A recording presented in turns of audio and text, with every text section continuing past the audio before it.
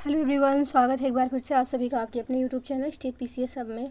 आज से हम शुरू कर रहे हैं घटना चक्र पूर्व अवलोकन क्विक रिवीजन। यानी कि यहाँ से 10 से 15 मिनट में हम 60 क्वेश्चन सॉल्व करेंगे। जो घटना चक्र जो है इम्पॉर्टेंट क्वेश्चन है वहाँ से। तो चलिए स्टार्ट करते हैं वीडियो। तो यहाँ पे पहला प्रश्न है, निषिद्ध के लिए सही विलोम क्या होगा। तो निषिद्ध के लिए सही विलोम हो जाएगा विहित। ऑप्शन डी यहाँ पे सही आंसर हो जाएगा। नेक्स्ट प्रश्न है, उत्तरायण का विलोम शब्द है। उत्तरायण का विलोम क्या हो जाएगा। तो ये हो जाएगा दक्षिणायन। ऑप्शन डी इसका सही आंसर हो जाएगा। नेक्स्ट प्रश्न है, आवर्तक का सही विलोम है। आवर्तक का सही विलोम क्या हो जाएगा। तो आवर्तक का सही विलोम हो जाएगा अनावर्तक। ऑप्शन डी सही आंसर। नेक्स्ट प्रश्न है, निम्नलिखित में विलोम की दृष्टि से सही युग्म है। विलोम की दृष्टि से कौन सा इसमें सही है। विशेष, अशेष, विपत्ति, आपत्ति, स्वतंत्रता, स्वाधीनता, वक्र, ऋजु। तो यहाँ पे जो सही हो जाएगा यह हो जाएगा ऑप्शन डी वक्र का ऋजु। नेक्स्ट प्रश्न है, स्तब्ध के लिए सही विलोम क्या होगा। स्तब्ध के लिए जो सही विलोम हो जाएगा यह हो जाएगा अस्तब्ध। ऑप्शन सी यहाँ पे सही आंसर होगा। नेक्स्ट प्रश्न है, जो कठिनाई से समझने योग्य है के लिए एक शब्द है। जो कठिनाई से समझने योग्य है उस शब्द के लिए जो है उस वाक्य के लिए एक शब्द क्या हो जाएगा। तो ये हो जाएगा ऑप्शन जो है यहाँ पे सी दुर्बोध। ऑप्शन सी यहाँ पे हो जाएगा दुर्बोध। नेक्स्ट प्रश्न है, जो पृथ्वी से संबद्ध है। जो पृथ्वी से संबद्ध है उसके लिए एक शब्द हो जाएगा पार्थिव।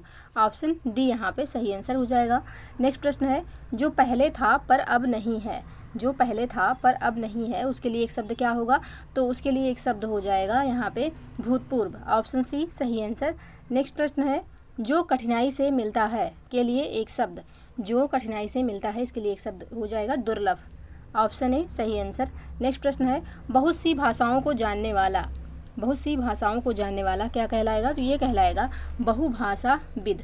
ऑप्शन ए यहाँ पे सही आंसर हो जाएगा। अगर होता कि बहुत सी भाषाओं को बोलने वाला तब बहुभाषा भाषी हो जाता, लेकिन यहाँ पे दिया हुआ है कि बहुत सी भाषाओं को जानने वाला तो बहुभाषाविद हो जाएगा। ऑप्शन ए बिल्कुल सही आंसर।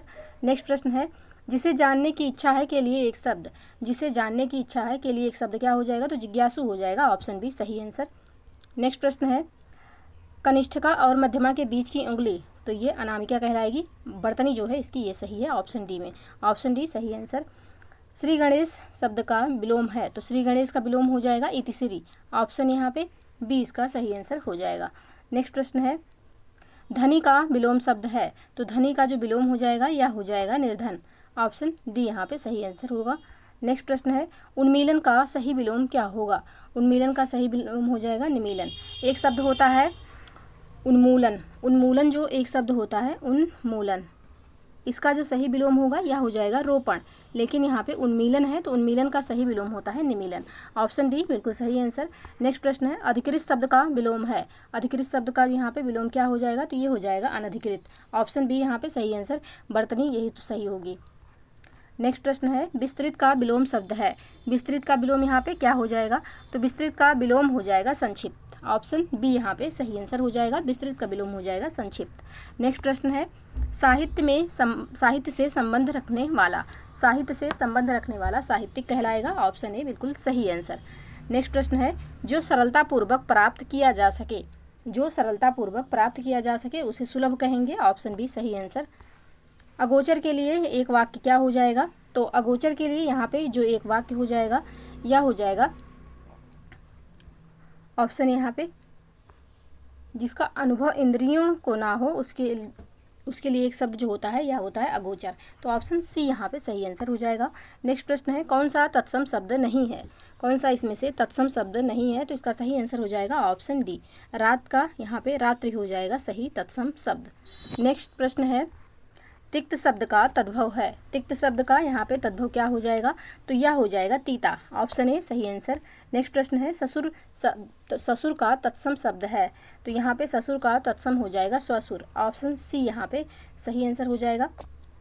नेक्स्ट प्रश्न है, तद्भव शब्द निर्दिष्ट कीजिए। इसमें से तद्भव शब्द कौन सा है। तो आधा यहाँ पे तद्भव शब्द हो जाएगा। इसका जो तत्सम होगा यह हो जाएगा अर्ध। अर्ध हो जाएगा इसका सही तत्सम। ऑप्शन ए सही आंसर। शेष शब्द यहाँ पे तत्सम ही दिए हुए हैं। नेक्स्ट प्रश्न है, तत्सम शब्द है। कौन सा इसमें से तत्सम शब्द है। तो ऑप्शन ए क्लिष्ट जो है यहाँ पे तत्सम शब्द हो जाएगा। नेक्स्ट प्रश्न है, ढीठ शब्द का तत्सम है। तो ढीठ का यहाँ पे तत्सम हो जाएगा ऑप्शन डी धृष्ट, ऑप्शन डी यहाँ पे सही आंसर होगा। नेक्स्ट प्रश्न है, निम्न में से कौन सा तत्सम नहीं है, इसमें से कौन सा तत्सम नहीं है, तो 4 जो है यह तत्सम नहीं है, इसका सही तत्सम हो जाएगा चतुर्थ, 4 जो है यह तद्भव है। नेक्स्ट प्रश्न है, निम्न शब्दों में से अर्ध तत्सम शब्द को पहचानिए, तो अर्ध तत्सम जो शब्द है ये कौन सा हो जाएगा, तो ये हो जाएगा ऑप्शन बी दई। नेक्स्ट प्रश्न है, निम्नलिखित शब्दों में से तत्सम शब्द को पहचानिए, तो यहाँ पे जो कुकुर लिखा हुआ है ये तत्सम शब्द हो जाएगा, इसका तद्भव जो होगा यह हो जाएगा कुत्ता, कुत्ता, तो ऑप्शन यहाँ पे बी इसका सही आंसर होगा। नेक्स्ट प्रश्न है, कपाट का तद्भव शब्द है, कपाट का तद्भव शब्द क्या हो जाएगा, तो यह हो जाएगा किवाड़, ऑप्शन बी सही आंसर। नेक्स्ट प्रश्न है, क्या बात करते हैं आप में किस कोटि के, क्या बात करते हैं आप में किस कोटि का विशेषण प्रयुक्त हुआ है, तो इसमें जो विशेषण है यह प्रश्नवाचक हो जाएगा, ऑप्शन बी इसका सही आंसर होगा। नेक्स्ट प्रश्न है, तुम्हारा कोट मिल गया में किस कोटि का विशेषण प्रयुक्त हुआ है, तुम्हारा कोट मिल गया में किस प्रकार का विशेषण जो है प्रयुक्त हुआ है, तो इसमें जो विशेषण है यह संबंधवाचक सार्वनामिक विशेषण प्रयोग हुआ है, ऑप्शन ए सही आंसर हो जाएगा। नेक्स्ट प्रश्न है, थोड़ा सा दूध गर्म कर दो, इस वाक्य में विशेषण का कौन सा भेद है, तो थोड़ा सा दूध गर्म कर दो इस वाक्य में अनिश्चित परिमाणवाचक विशेषण हो जाएगा, ऑप्शन सी बिल्कुल सही आंसर। नेक्स्ट प्रश्न है, चौथा व्यक्ति ज़्यादा होशियार है, इस वाक्य में कौन सा जो है चौथा जो है कौन सा यहाँ पे विशेषण होगा, चौथा जो है यह क्या है, चौथा व्यक्ति ज़्यादा होशियार है, तो चौथा जो है यह क्या हो जाएगा, तो चौथा जो है यहाँ पे हो जाएगा संख्यावाचक विशेषण, ऑप्शन सी यहाँ पे सही आंसर होगा। अब चौथा यहाँ पे संख्यावाचक विशेषण होगा, लेकिन संख्यावाचक विशेषण के कई भेद होते हैं, तो इसमें से ये संख्यावाचक में भी कर्मवाचक विशेषण हो जाएगा चौथा, और व्यक्ति यहाँ पे क्या हो जाएगा, तो विशेष से हो जाएगा, ऑप्शन सी बिल्कुल सही आंसर। नेक्स्ट प्रश्न है, उत्कर्ष एक कुशाग्र विद्यार्थी है, यहाँ कुशाग्र कौन सा विशेषण है, तो कुशाग्र यहाँ पे कौन सा विशेषण हो जाएगा, तो ये गुणवाचक हो जाएगा, ऑप्शन डी सही आंसर। नेक्स्ट प्रश्न है, कला का अंतिम और सर्वोच्च ध्येय सौंदर्य है, वाक्य में कितने विशेषण हैं, तो इस वाक्य में जो है टोटल विशेषण कितने हैं, तो यहाँ पे टोटल विशेषण हो जाएंगे 3, ऑप्शन डी इसका सही आंसर होगा। नेक्स्ट प्रश्न है, निम्नलिखित में से कौन सा शब्द क्रिया विशेषण है, निम्नलिखित में से कौन सा शब्द जो है यह क्रिया विशेषण है, तेज बुद्धिमान मीठा पहला, तो इसका जो सही आंसर होगा यह हो जाएगा तेज, ऑप्शन ए सही आंसर। दंगों में बहुत लोग घायल हुए, इस वाक्य में कौन सा विशेषण निहित है, तो इस वाक्य में जो विशेषण है यह है संख्यावाचक, ऑप्शन ए सही आंसर। ईमानदार शब्द में कौन सा विशेषण होगा, तो यहाँ पे हो जाएगा गुणवाचक विशेषण, ऑप्शन ए सही आंसर।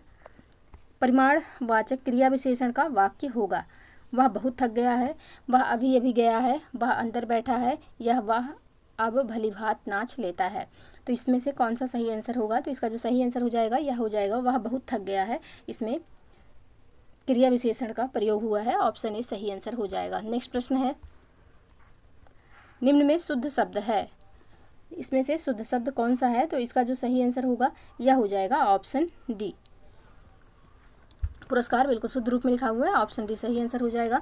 नेक्स्ट प्रश्न है, किस शब्द की वर्तनी अशुद्ध है, तो इसमें जिस शब्द किस वर्तनी अशुद्ध है, तो इसका जो सही आंसर होगा यह हो जाएगा ऑप्शन ए, जाह्नवी नहीं होता है, जाह्नवी होता है,